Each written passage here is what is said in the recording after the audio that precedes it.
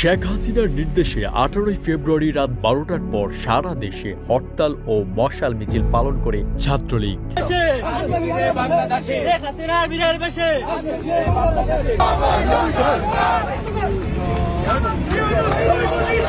মুক্তিযুদ্ধের স্মৃতিবিজড়িত ঐতিহাসিক বঙ্গবন্ধু ভবন ধানমন্ডি 32 ভাঙচুর, আওয়ামী লীগ ও অঙ্গ সহযোগী সংগঠনের নেতাকর্মীদের বাড়ি করে হামলা, লুটপাট ও অগ্নিসংযোগের বিরুদ্ধে এবং বঙ্গবন্ধু কন্যা সাবেক প্রধানমন্ত্রী শেখ হাসিনার নামে ষড়যন্ত্রমূলক মামলা সহ আওয়ামী লীগ নেতাকর্মীদের বিরুদ্ধে দায়েরকৃত মিথ্যা মামলা প্রত্যাহারের দাবিতে দেশব্যাপী মশাল মিছিল করছে বাংলাদেশ ছাত্রলীগ। গতকাল 18 ফেব্রুয়ারি রাত 12টার পর থেকে রাজধানী সহ সারা দেশে আওয়ামী লীগ, ছাত্রলীগ ও অঙ্গ সংগঠনের নেতাকর্মীরা রাজপথে নামে।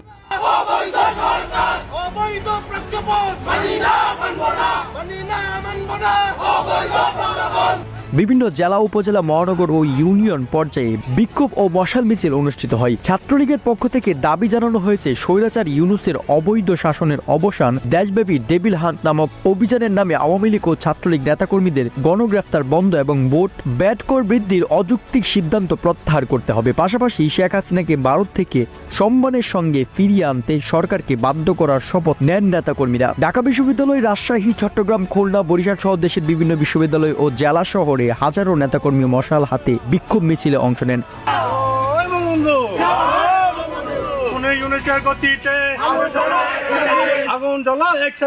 রাজধানীর শাহবাগ, গুলিস্তান, ফার্মগেট, ধানমন্ডি 32, মিরপুর সহ বিভিন্ন গুরুত্বপূর্ণ পয়েন্টে আওয়ামী লীগ ও ছাত্রলীগের নেতাকর্মীরা অবস্থান নেন এবং সরকার বিরোধী স্লোগান দেন।